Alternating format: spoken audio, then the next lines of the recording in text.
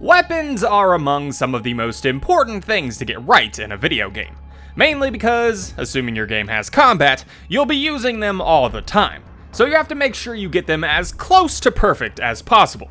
And in my opinion, Resident Evil 4 gets pretty darn close.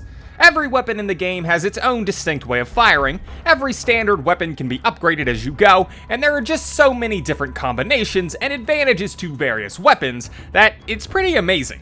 So I thought it would be fun to revisit this classic game and give you some of my favorite weapons to come out of it. Keep in mind that this is my list and will undoubtedly differ from yours, so feel free to leave your thoughts and opinions in the comments below. That all being said, let's kick this list off with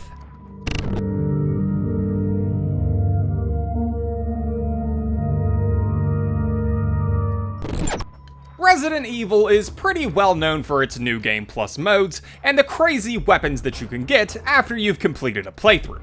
Resident Evil 4 is certainly no exception to this rule, and it brought to bear one of the most absurdly overpowered weapons that I think I've ever had in one of these games, that being the PRL-412.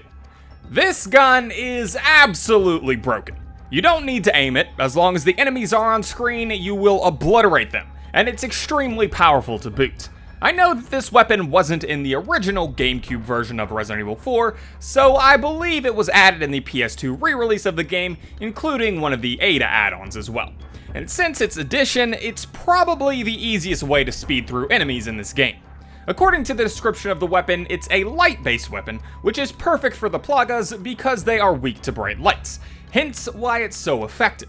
As for why it's so low on this list, however, even though it's a very fun weapon to use, it's just a little bit too powerful in my opinion. It's great for running through the game, but it makes it unnecessarily easy, which is fine because it's unlocked for beating the game on professional, but still, that's why it only makes the 5th spot on this list.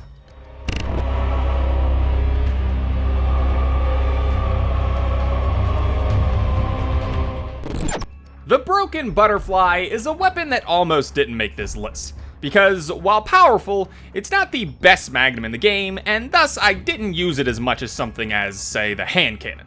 However, the Broken Butterfly has something that the hand cannon doesn't, and that's a really interesting way to obtain the weapon, provided you don't have the money for it when it becomes available. This alternative method comes while you're in the castle.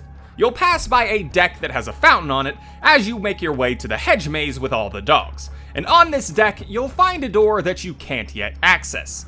Now, for me personally, my first few playthroughs, I kind of always just forgot about this door, leaving it locked and never going back to investigate later on.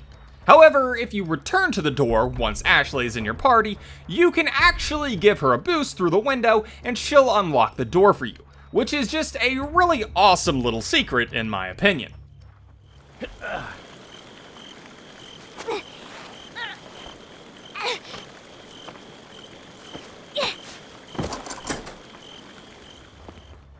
In this room, you can find several treasures, as well as the Broken Butterfly as your main prize for your patience. As for the gun itself, it's the first magnum that you'll get in the game, and I believe it's actually stronger than the Killer 7, but with fewer bullets in the chamber and it doesn't fire as fast. I always like magnums in these games because, obviously, they are incredibly powerful and your best friend in a boss battle. But as for why it gets the 4th spot on this list, it's mainly just because it's got a nifty secret little way of getting it.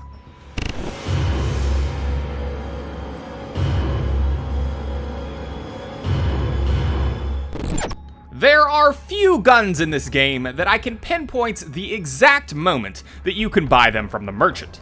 But I always remember that just before the Verdugo fight is the first time that this amazing shotgun becomes available to purchase. And purchase, I do. I just think that this shotgun looks really cool. I've always really liked the all-black design and the way that Leon holds it at his hip, which is different from most other weapons in the game. As for the shotgun itself, this gun is always my main ally in difficult combat sections on my normal playthroughs of this game. It hits hard, fires quick, reloads fast, pretty much everything that you want out of a shotgun, this one can do. There's really no special reason for this weapon being in this slot other than it's one that I use all the time during my playthroughs, and I just really enjoy it.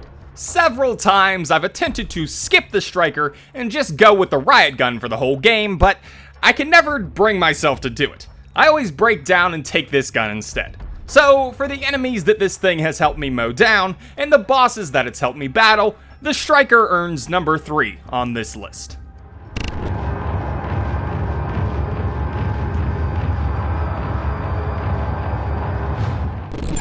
The Chicago typewriter is easily the weapon that I've used the most out of any others on this list.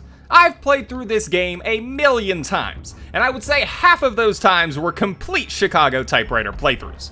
It's extremely powerful, but unlike the PRL-412 or the Infinite Rocket Launcher or something, it still feels like a normal gun, albeit one that's max strength and devastating to Ganado heads.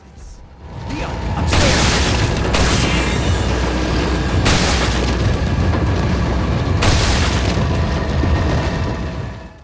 I remember playing this game way back on the GameCube, attempting to get the maximum number of spinels that you could get in your inventory, presumably 999. I never made it, but I got to like 400, and the typewriter was what carried me through most of those playthroughs. And in that time, I bonded with this weapon. If you don't know, this gun is unlocked for purchase from the merchant after you complete the Separate Ways Ada mission, and it is 100% worth it. I'm not really even sure what else I could say about this weapon. It's got infinite ammo, it can be infinitely reloaded, and it's just a really fun weapon to play around with. So for all those reasons, the Chicago typewriter earns the 2nd spot on this list.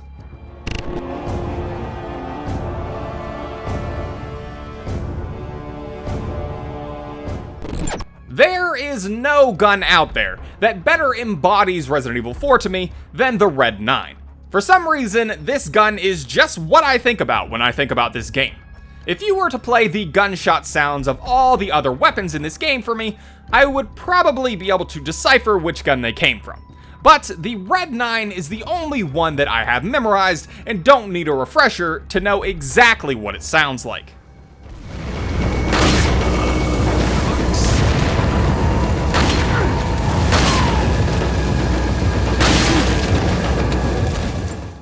I'm not sure how this gun became so linked to this game for me, however.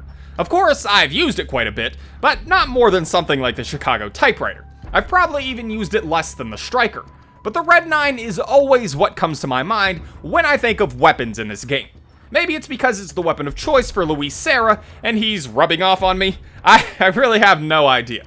That being said, the Red 9 is still a great gun.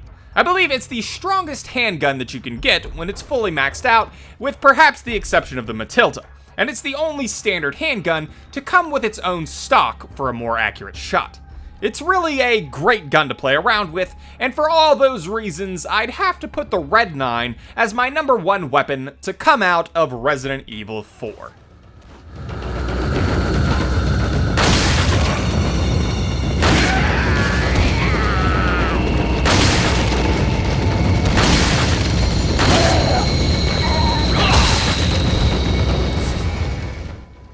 But those are my picks. What are yours? Be sure to let me know what you think in the comments down below.